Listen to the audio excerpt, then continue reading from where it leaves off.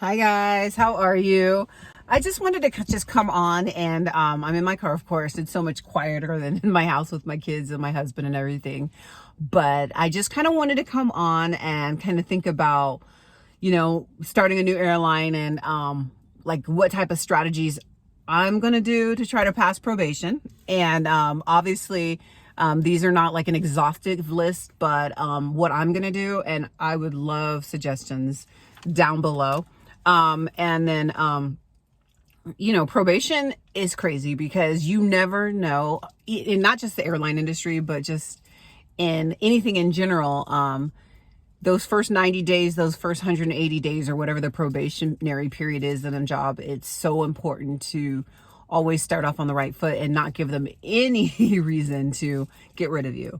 I remember, in one of my respiratory jobs, I had a coworker that I had started with. And I think they ended up I think it was 90-day probation, and they ended up getting rid of her on the 89th day.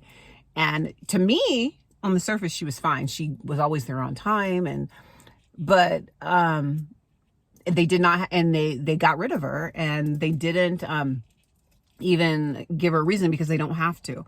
Same thing with the airline industry. I've watched a vlogger. I really like watching him.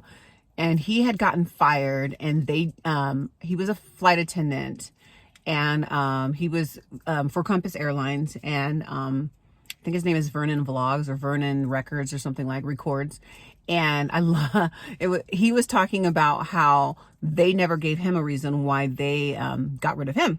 So I haven't been on probation for like 6 years with my other airline. So I'm starting off from the beginning. And so these are the things that I'm going to do. This was such a long intro, so sorry about that.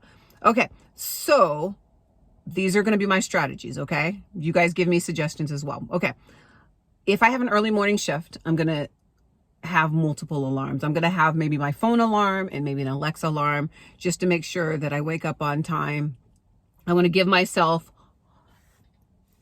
enough time to travel there. So for instance, if it takes me 15 minutes to get there, I'm going to give myself an extra 30 minutes. So from my house, it takes early in the morning, it probably takes 15 minutes to get to the airport. So I will give myself an hour because it'll take like maybe 5 minutes from parking until I get there. I just got to get there on time. My goal is to get there on time and to leave.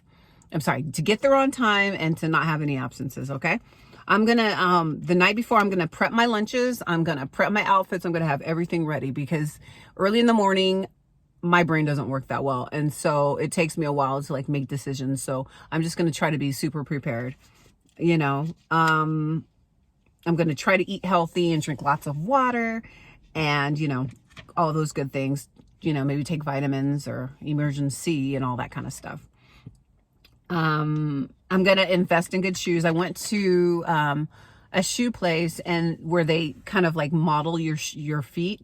They measure your feet and they tell you what type of shoes are good for you. So I ended up getting I got some Danskos, and so those are the ones that I wear those for respiratory as well at my hospital job. And so I got those so I will be able to stand for multiple hours. I'm going to remember that like my time is not going to be my own at the beginning, and I won't have as much flexibility as I'm used to, and just know that it gets easier. I'll be able to start trading later. And ours is, after 120 days, we can trade. 180 days is when you're off probation. So it's 4 months and 6 months. So I have to just kind of understand that if they have me early morning, late at night, mid shift, any of that, to realize that I just have to be flexible right now. And just my time's not my own. Hopefully I don't miss too many family gatherings or anything like that. I know that at the beginning, and it's going to be like that, but that's okay. I'm going to, obviously I got to stay humble. This is a brand new airline for me. Things work different at different airlines. I'm not going to be like, oh, in my other airline, like if someone tries to teach me something, I'm not going to be like, oh, in my other airline, we do it this way. I just go and realize that I'm at this new airline and that I'm going to learn and I'm going to grow and I'm going to learn and do it the way they do it. I'm going to try to sleep as much as I can. So, just say if I have a 4 a.m. shift and I got to wake up at 2, I'm going to try to go to bed by like 7 or 8. I know that's not 8 hours of sleep, but try to make sure that I get enough sleep, because I have to keep my health up. I have to keep my health up. I cannot call off. I cannot get sick. So that is my goal. You know, try to stay. I think the main thing also is to stay under the radar. Don't draw that much attention to yourself. You know, you just go, you do your job, and then you go home. You know, that's how I've just noticed in life. You know, just kind of just stay under the radar. And you guys all know about that. Like, you just go in, you do your job, you just focus, and you just get it done. You're not too crazy or too loud or too anything.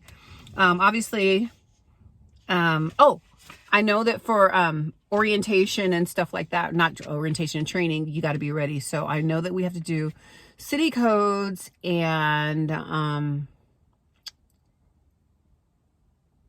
I just need to be ready for that, city codes and different things like that, and just to be focused. So if I do need to in the hotel go over the stuff that I learned that day, I need to do that when I'm sent to